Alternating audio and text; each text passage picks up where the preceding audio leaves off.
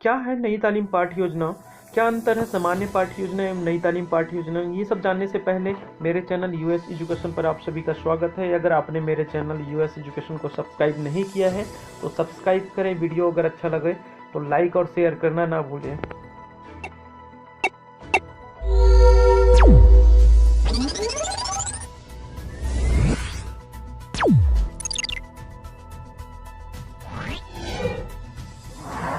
कि आज का वीडियो स्टार्ट करते हैं।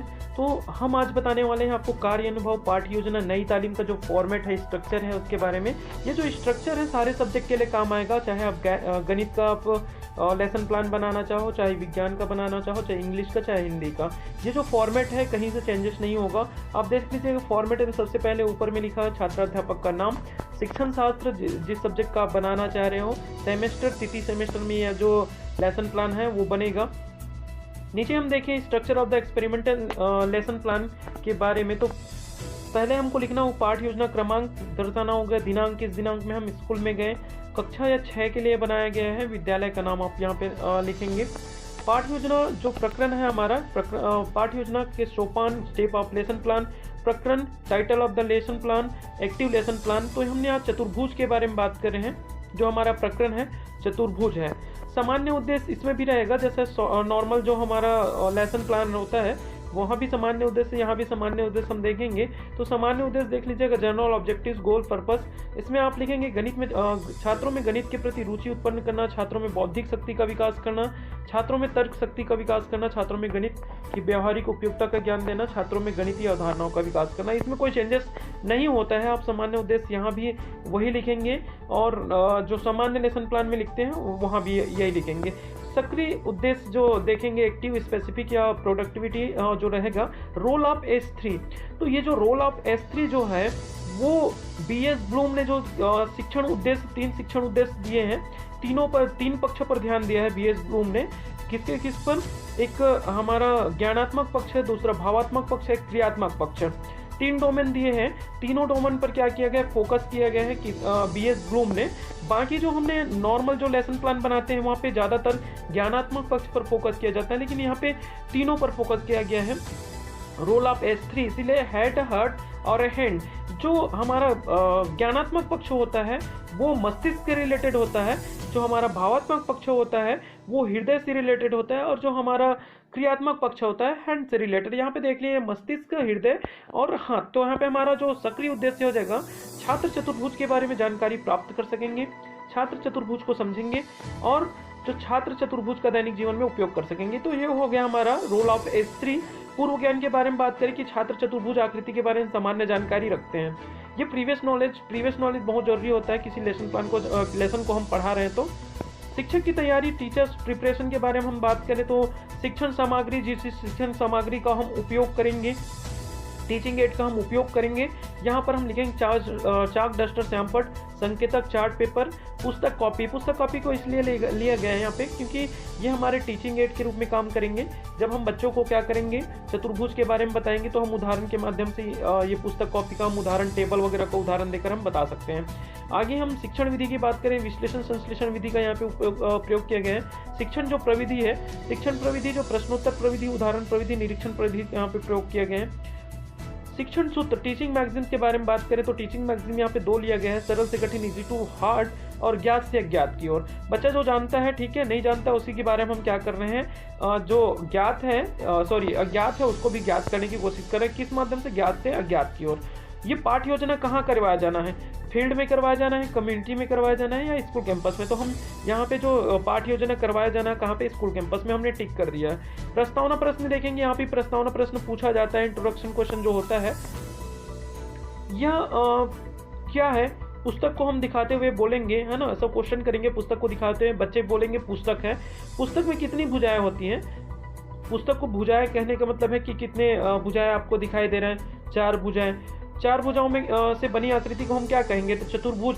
मतलब बच्चों को ये पता होता है कि बंद, चारों भुजाओं से घिरी हुई बंद आकृति को क्या कहा जाता है? चतुर्भुज कहा जाता है ना। तो ये थोड़ा बच्चों को पता होता है। तो उसी से प्रस्तावना प्रश्न, ध्यान रखें प्रस्तावना प्रश्न क्यों पूछा जाता है, उसके प्रीवियस नॉलेज को चेक करने के लिए ही प्रस्तावना प्रश्न पूछा जाता है। स्टेटमेंट ऑफ एम है, आज हम चतुर्भुज के बारे में अध्ययन करेंगे। नेक्स्ट पॉइंट हमारा है प्रेजेंटेशन में यहाँ थोड़ा चेंजेस है, देख लीजिएगा। महत्वपूर्ण गतिविधियां यहाँ पे बोला गया है। यहाँ वहाँ पे जब हम सामान्य लेसन प्लान में देखें तो शिक्षण बिंदु होता है, शिक्षक क्रिया, छात्राध्यापक क्रिया जो रहता है ये सेम है, छात्र क्रिया ये भी सेम रहेगा, और अधिगम परिणाम नहीं होता था, यहाँ पे सैमपट या ब्लैक बोर्ड वर्क होता था। तो यहाँ पे अधिगम परिणाम, लर्निंग आउटकम जो यहाँ पे दिया गया है। तो सबसे पहले हम बात कर ले चतुर्भुज की परिभाषा। हम चतुर्भुज के बारे में पढ़ाने वाले हैं, तो चतुर्भुज के बारे में हमको क्या करना होगा, बच्चे को बताना होगा। तो यह शिक्षक क्रिया क्या होगी, चार भुजाओं से घिरी हुई बंद आकृति को चतुर्भुज कहते हैं। चतुर्भुज में चार कोण होते हैं, चारों कोण का योग जो होता है 360 डिग्री होता है। तो ये हमने बता दिया। ABCD यहाँ पे दिया हुआ है, चार भुजाएं हैं चतुर्भुज ABCD में। AB BC और CD और D ये चार भुजा है, यहाँ पे भुजा बता दिया गया। भुजा के बाद उसके शीर्ष को बता दिया गया, और दो भुजाओं के जैसे मिलने से ही एक शीर्ष का निर्माण होता है। जैसे यहाँ पे ये हम AC और AB देखें तो यहाँ पे A शीर्ष होगा, है ना। तो चार शीर्ष इसमें बना हुआ है ABCD, है ना। आगे हम बात कर लेते हैं इसी में चतुर्भुज के प्रकार के बारे में। तो यहाँ पे चतुर्भुज के 6 प्रकार बताए गए हैं। पहला स्क्वायर है, जिस चतुर्भुज की चारों भुजाएं बराबर और चारों कोण कितने अंश का हो, 90 अंश का हो। तो एग्जांपल जैसे एक टेबल बना हुआ हम दिखा देंगे, है ना, जो किसके आकार का रहेगा, वर्ग के आकार का रहेगा, स्क्वायर शेप में रहेगा। छात्र क्या करेंगे, छात्र क्रिया में छात्र ध्यानपूर्वक सुनेंगे और समझेंगे, और छात्र हम देखें आउटकम देखें जब हम इसको समझा लिए, है ना। चतुर्भुज के जो 6 प्रकार में से पहला प्रकार हमने बता लिया कि चतुर्भुज की चारों भुजाएं बराबर और चारों कोण बराबर मतलब 90 डिग्री को हो तो वो क्या कहलाता है, वर्ग कहलाता है। हमने वर्ग का शेप भी हमने क्या कर दिया, वहाँ पे दिखा दिया कि ABCD एक वर्ग है। तो बच्चे इसके बारे में समझ जाएंगे, तो ये हमारा लर्निंग आउटकम्स रहेगा। आगे हम बात करें आयत के बारे में, रेक्टेंगल के बारे में। रेक्टेंगल क्या होता है कि जिस चतुर्भुज की सम्मुख भुजाएं बराबर और चारों कोण कितने 90 डिग्री का हो। एग्जांपल हम पुस्तक को देखें, बुक को देखें, कॉपी वगैरह को देखो तो ये भी क्या होते हैं, रेक्टेंगल ही होते हैं। छात्र ध्यानपूर्वक सुनेंगे और समझेंगे, छात्र आयत को समझ गए। तो ये जो आयत को हम जब पढ़ा लेंगे, है ना, रेक्टेंगल को हम जब पढ़ा लेंगे तो बच्चे जब आयत को सीख जाएंगे कि आयत को समझ जाएंगे तो क्या होगा, यहाँ पे हम लर्निंग आउटकम्स हमको क्या मिलेगा, छात्र छात्राएं आयत को समझ गए। नेक्स्ट पॉइंट की बात करें समचतुर्भुज रोम्बस के बारे में। तो जिस चतुर्भुज की चारों भुजाएं बराबर हो और सम्मुख कोण बराबर हो तो उसे हम रोम्बस कहेंगे। जो हमारा छात्र कार्य होगा और जो हमारा लर्निंग आउटकम्स रहेगा, जब तक बच्चे नहीं सीख जाते हम लर्निंग आउटकम्स में नहीं देंगे कि छात्र छात्राएं समचतुर्भुज को समझ गए। यहाँ पे कुछ छात्र ऐसे होते हैं जो कुछ छात्रों को छोड़कर बाकी छात्र समझ जाते हैं, तो उनके लिए हम रिमेडियल टीचिंग वगैरह का प्रयोग करते हैं। आगे हम नेक्स्ट देख लेते हैं समांतर चतुर्भुज। जिस चतुर्भुज की सम्मुख भुजाएं समांतर और बराबर हो उसे हम समांतर चतुर्भुज कहते हैं। देखिएगा आप, ये जो भुजा है, देखिए इसके अपोजिट साइड की भुजा है ना, लेफ्ट एंड राइट साइड की, वो समान अंतर पे क्या कर रहे हैं, समान अंतर पे जाके मिला है। यहाँ पे कोई एक टेढ़ा, इधर से टेढ़ा इधर से टेढ़ा ऐसा नहीं है। तो ये हमारा क्या है, समांतर चतुर्भुज है। समलम चतुर्भुज देख लेते हैं। समलम चतुर्भुज, जिस चतुर्भुज की सम्मुख भुजाओं का एक जोड़ा समांतर हो। देख लीजिएगा, एक जोड़ा समांतर आप देखेंगे कि आपके जो ऊपर वाले और एक नीचे वाला जो भुजा है वो समान अंतर पे जा रहा है ना। तो ये क्या हो गया, हमारा समलम चतुर्भुज है।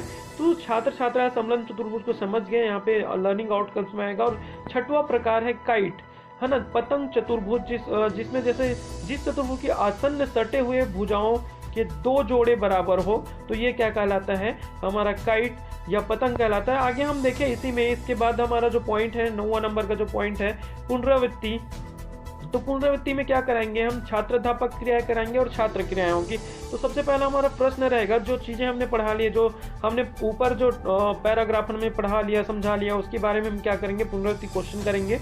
चतुर्भुज में कितने भुजाएं होते हैं, 4 भुजाएं होते हैं। चतुर्भुज के चारों कोणों का योग कितना होता है, ये बच्चे आंसर करेंगे 360 डिग्री का। और वर्ग की सभी भुजाएं कैसे होते हैं, तो वर्ग की सभी भुजाएं क्या होती हैं, समान होते हैं।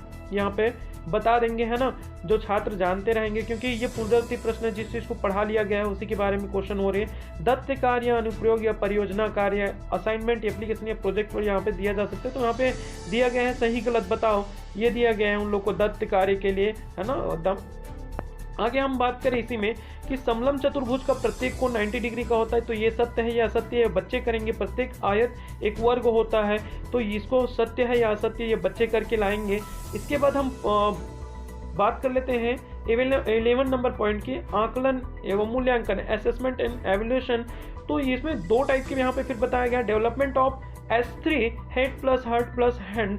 तो मस्तिष्क के द्वारा जैसे यहाँ पे कहा गया है कि छात्र चतुर्भुज के बारे में जान गए, है ना, ये सीखने के बाद है। डेवलपमेंट ऑफ क्या हुआ कि हमने हमारा जो उद्देश्य था उद्देश्य पूरा हुआ कि नहीं हुआ। तो यहाँ पे हम देख रहे हैं कि जो हमारा मस्तिष्क के बारे में, छात्र चतुर्भुज के बारे में जान गए, हृदय से छात्र चतुर्भुज को समझ गए, और हाथ से जैसे छात्र चतुर्भुज का दैनिक जीवन में उपयोग को जान गए।